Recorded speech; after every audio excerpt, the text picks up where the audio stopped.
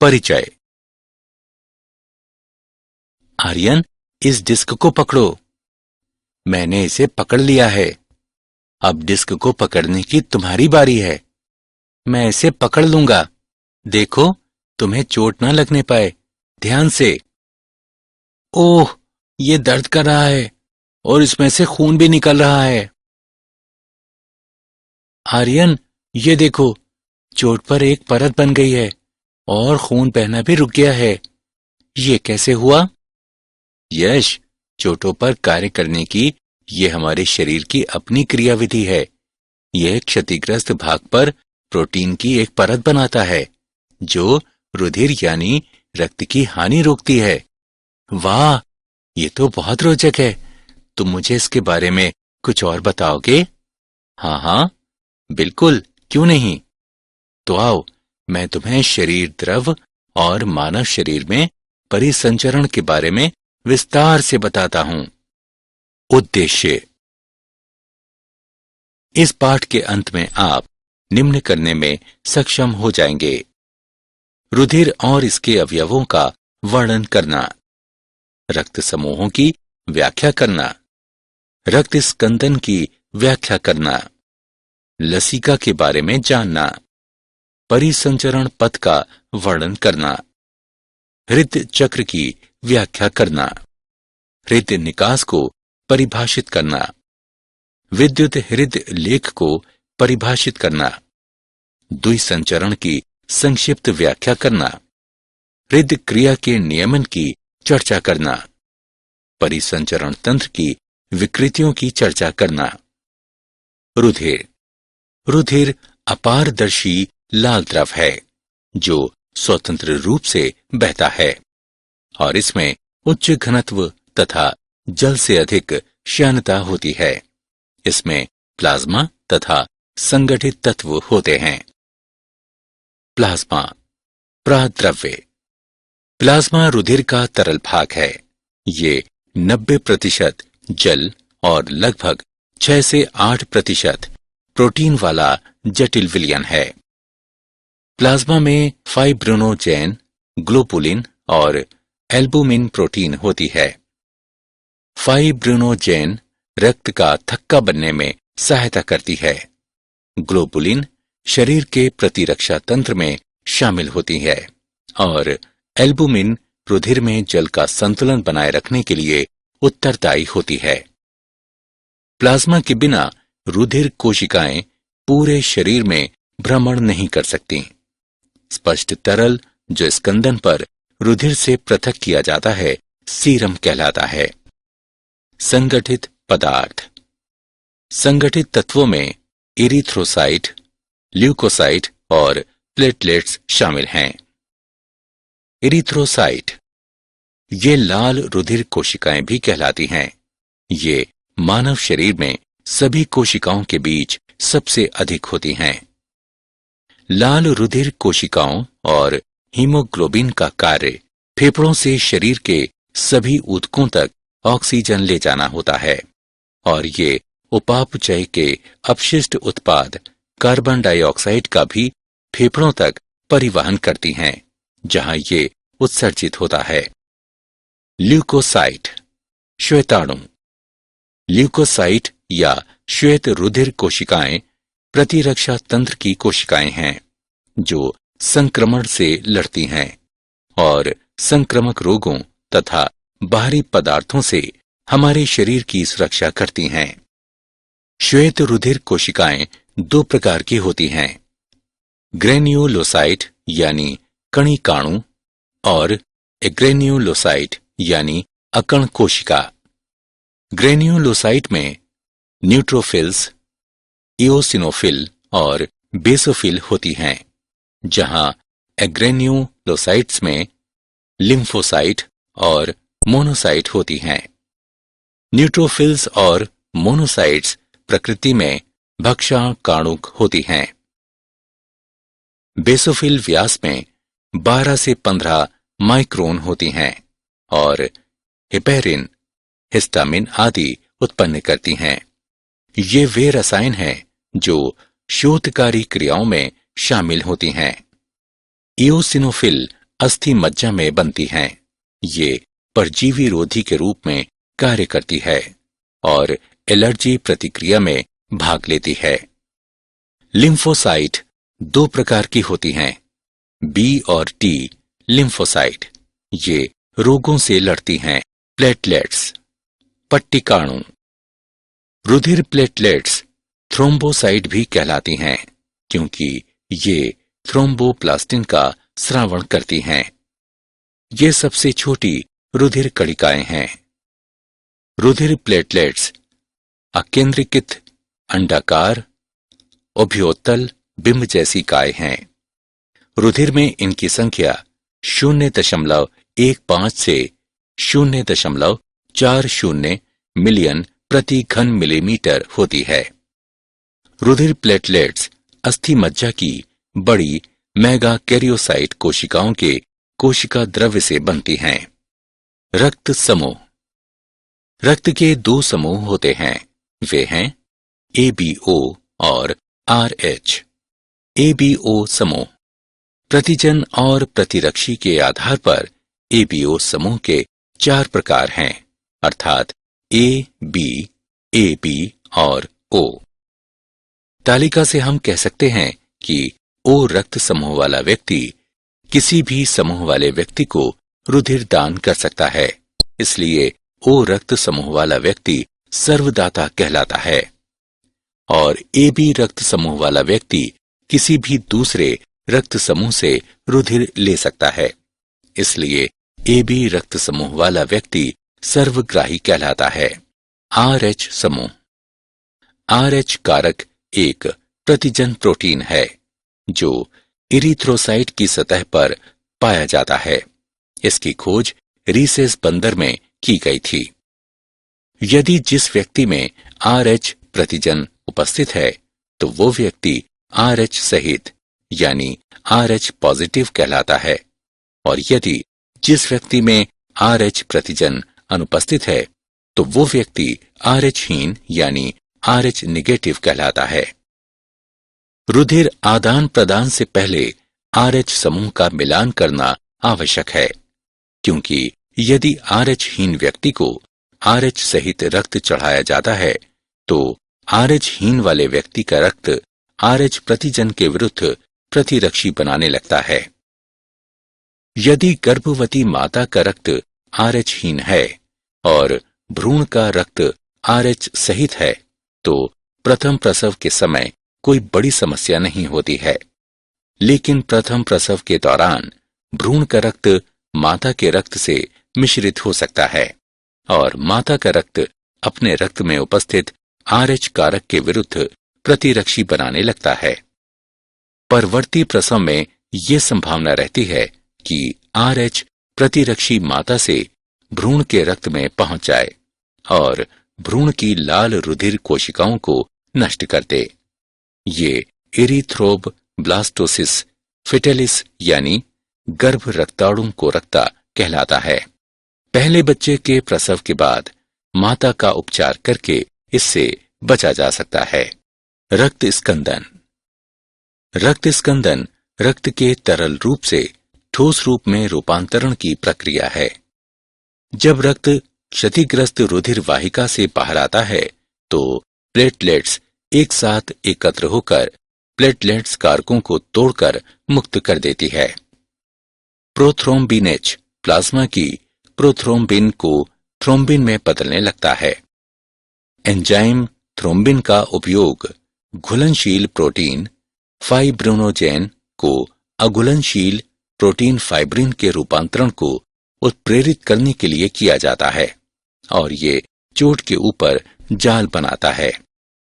Calcium ion रक्त स्कंदन के लिए आवश्यक है।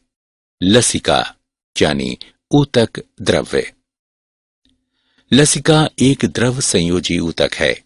ये रंगहीन, पारदर्शी और प्रकृति में क्षारीय है, जो कोशिकाओं और ऊतकों के बीच उपस्थित होता है। ऊतक की कोशिकाओं के बीच रिक्त स्थान में उपस्थित द्रव ऊतक द्रव या अंतराली द्रव कहलाता है। परिसंचरण पथ। परिसंचरण तंत्र दो होते हैं, खुला परिसंचरण तंत्र और बंद परिसंचरण तंत्र। खुला परिसंचरण तंत्र वो तंत्र है जिसमें परिसंचारी द्रव वाहिकाओं में परिरुद्ध नहीं होता है। ये ऑर्थोपोडा और मोलस्का में पाया जाता है। जबकि बंद प्रकार का परिसंचरण तंत्र वो तंत्र है जिसमें परिसंचारी द्रव वाहिकाओं में परिरुद्ध होता है। ये स्तनधारियों में पाया जाता है। मानव परिसंचरण तंत्र। हृदय कशेरुकी में कक्षों से बना हुआ एक पेशी अंग है जो संपूर्ण परिसंचरण तंत्र में रक्त के प्रवाह को बनाए रखता है।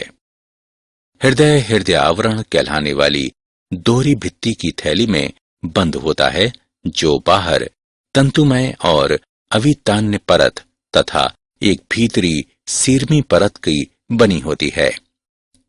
दो परतों के बीच का रिक्त स्थान हृदय आवरणी द्रव कहलाने वाले द्रव से भरा होता है और ये हृदय की दीवारों और आसपास के ऊतकों के बीच घर्षण की रोकथाम करता है।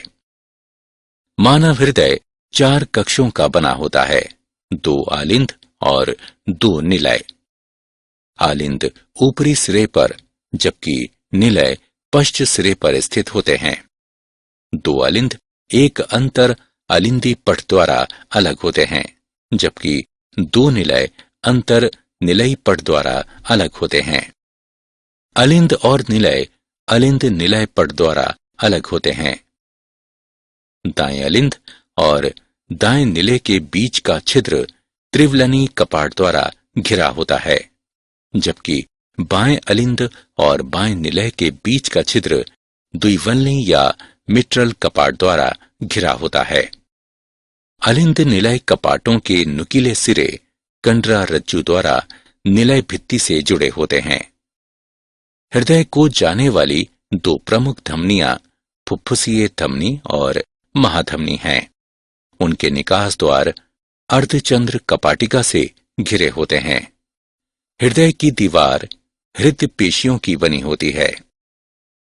पूरे हृदय में एक विशिष्ट ऊतक को वितरित किया जाता है और नोडल ऊतक कहलाता है। 2 पर्व शिरा अलिंद पर्व और अलिंद निलय पर्व होते हैं। शिरा अलिंद पर्व दाएं अलिंद की ऊपरी दीवार में स्थित होता है।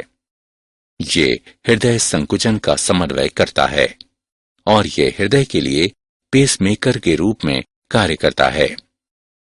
अलिंद निलय पर्व अलिंद निलय पट के निकट दाएं अलिंद में स्थित होता है।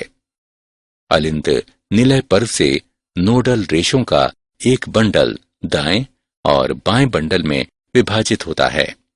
उसके बाद ये शाखाएं अपने संबंधित किनारों के निलियों में पुरकिंजे तंतु कहलाने वाले छोटे रेशों में विभक्त हो जाती हैं। दाएं और बाएं बंडलों वाले ये तंतु हिच के बंडल कहलाते हैं। औसतन हृदय चक्र।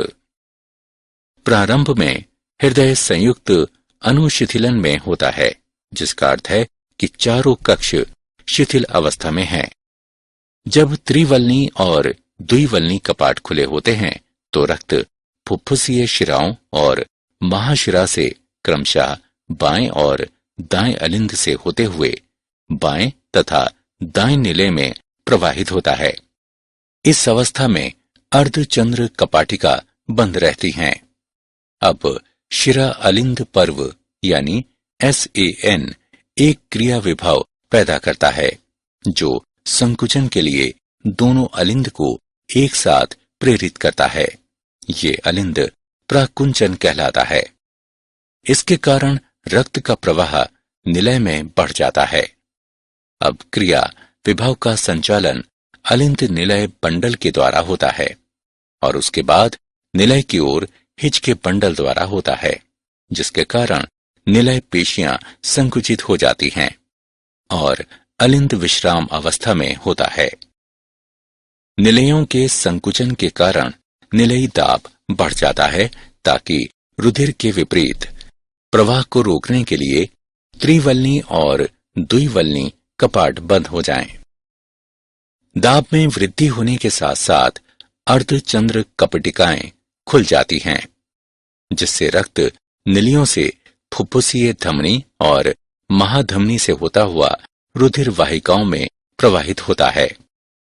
निलयी दाब कम हो जाता है, जिसके कारण निलय विश्राम अवस्था में आ जाते हैं और जिससे अर्धचंद्र कपाटिका बंद हो जाती है तथा त्रिवलनी एवं द्विवलनी कपाट खुल जाते हैं और हृदय एक बार पुनः संयुक्त अनुशिथिलन अवस्था में आ जाता है।